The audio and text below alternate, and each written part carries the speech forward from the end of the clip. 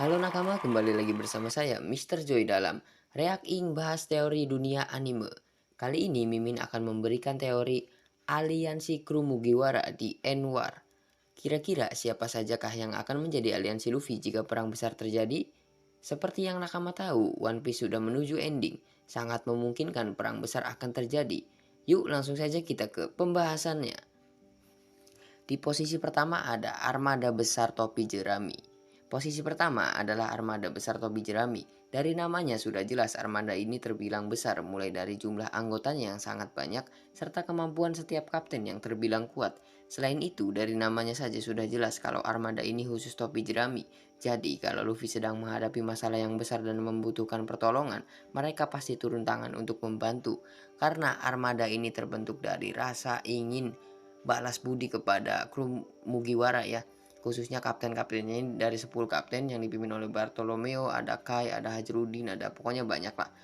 Ini berdasarkan balas budi mereka kepada kru Mugiwara, khususnya God Usopp yang sudah menjadikan mereka manusia kembali. Di Arc Dressrosa mereka itu sempat dijadikan boneka oleh Doflamingo, terus ditolong oleh kru Mugiwara jadi manusia kembali. Jadi ingin balas budi ke kru Mugiwara intinya. Dan armada ini cukup besar ya. Total pasukannya itu ada sekitar kurang lebih 5.600 pasukan. Besar banget pokoknya. Yang kedua, pasukan revolusi. Selanjutnya adalah pasukan revolusioner. Sebenarnya sih kelompok topi jerami belum bertemu dengan mereka secara resmi dan penuh. Namun mengingat orang pertama pasukan ini yaitu Monkey D. Dragon merupakan ayah dari Luffy. Terus orang kedua pasukan tersebut yaitu Sabo, saudara Luffy. Tentunya mereka pasti akan membantu Luffy kalau menghadapi masalah yang besar. Selain itu, tujuan dari pasukan ini menggulingkan pemerintah dunia yang merupakan musuh utama para bajak laut. Kalau ini sih pasti beraliansi sama Luffy lah, pasti banget. Yang ketiga, Putri Shirahoshi. Berikutnya adalah Shirahoshi. Perempuan cantik dan bertubuh besar ini merupakan putri duyung dari kerajaan Ryugu di One Piece. Pada awalnya ia merupakan orang yang cengeng, tapi setelah bertemu dengan Luffy, ia mulai tumbuh menjadi wanita yang kuat. Nah, selain itu terungkap juga kalau Shirahoshi ini merupakan salah satu ancient weapon ya, senjata kuno di One Piece yaitu Poseidon. Menurut Ponli, Poseidon memiliki hubungan dengan Joy Boy. Nah, kalau ini penerus Joy Boy, maka Shirahoshi akan senantiasa membantu Luffy. Yang keempat ada Nefertari Vivi. Diralat ya, Nefertari di Vivi karena Nefertari itu adalah Klendi. Kemudian ada Vivi, perempuan yang satu ini merupakan putri kerajaan Alabasta. Pada saat pertama kali kelompok topi jerami melawan Sir Crocodile, Vivi ini merupakan salah satu musuh yang harus dilawan oleh Luffy. Tapi setelah Luffy berhasil mengalahkan Crocodile, hubungan Vivi dengan kelompok topi jerami menjadi sangat baik. Nah, alasan kami memasukkannya ke dalam daftar ini karena kerajaan Alabasta menyimpan Pluton. Kalau Luffy menghadapi masalah besar, Vivi bisa menggerakkan Pluton untuk membantu temannya tersebut. Dan Vivi juga dianggap sebagai nakama ya, salah satu kru Mugiwara. Tapi berhubung dia putri raja jadi tidak bisa ikut berlayar lagi. Yang kelima ada Marco the Phoenix. Karakter selanjutnya yaitu Marco. Pria yang mempunyai kepala seperti nanas ini merupakan mantan komandan divisi 1 Shirohige. Akan tetapi saat perang Marineford terjadi, Shirohige dan Ace mati dalam peperangan. Tapi Marco nggak mati-mati ya, karena dia Phoenix nih. Apinya bisa nyembuhin, bisa ngeregen dirinya sendiri dengan cepat ya. Marco itu tidak mati-mati.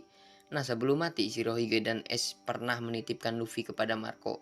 Makanya gak heran sih kalau sekarang Marco membantu Luffy melawan Kaido di Wano. Soalnya ia ingat dengan janjinya kepada Shirohige dan Ace.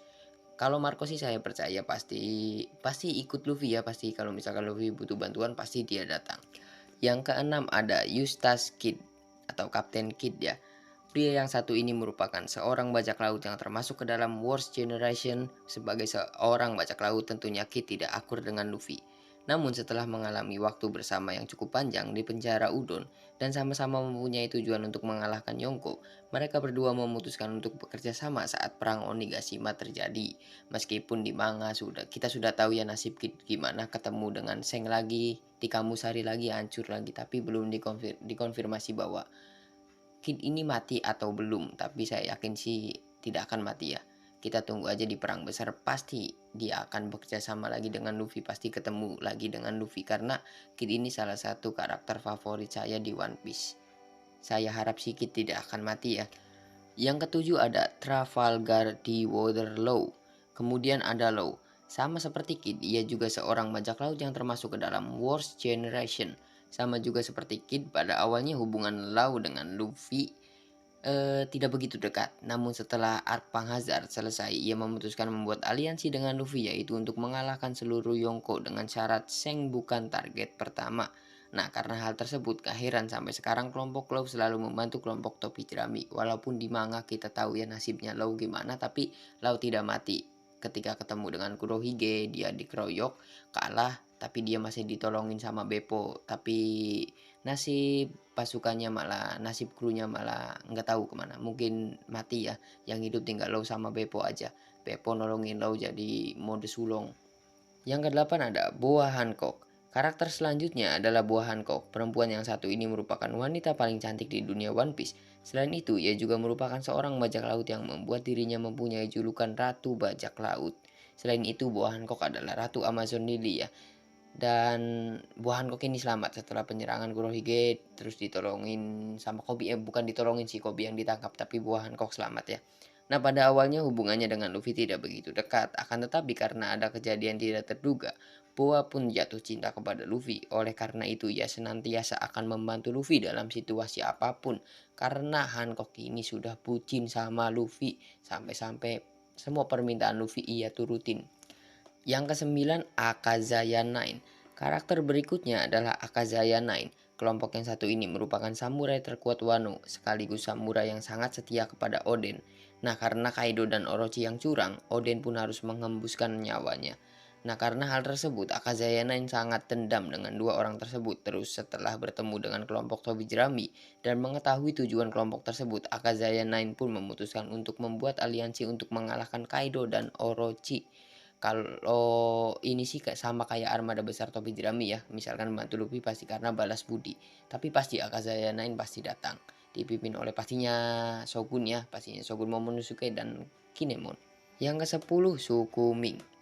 Kali ini bukan perorangan atau kelompok, tetapi satu ras. Jadi saat itu kelompok Luffy dan Momonosuke datang ke Pulau Zou untuk tujuan hal penting.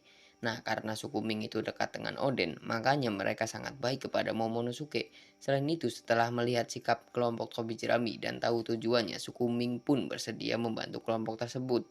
Karena sekarang ratu dari Zou itu Carrot ya. Apalagi Carrot itu ingin banget ikut sama kru Mugiwara. Karena sekarang jadi ratu jadi tidak bisa. Pastinya suku Ming akan membantu Luffy ya. Kalau misalkan ada perang besar terjadi pasti ngebantu lah. Yang ke-11 ini teori Mimin nih. Teori Mimin paling liar nih. Yang ke-11 adalah Kuzan dan Monkey di Garp.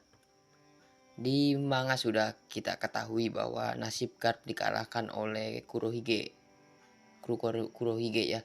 Terutama dikalahkan oleh Kuzan ya. Tapi kita belum tahu kelanjutannya Garp itu meninggal atau tidak. Saya yakin Garp ini belum meninggal, cuma diumpetin aja gitu sama Kuzan. Karena saya yakin bahwa Kuzan itu pasukan revolusi ya.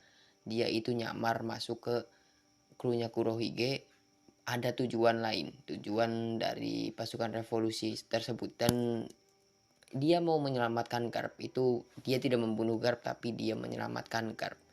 Tebakan saya Garp masih hidup dan akan muncul di perang besar terakhir. Pasti muncul Garp dan Kuzan ya. Khususnya Garp dan Kuzan. Dan yang ke-12, dan ini adalah yang terakhir.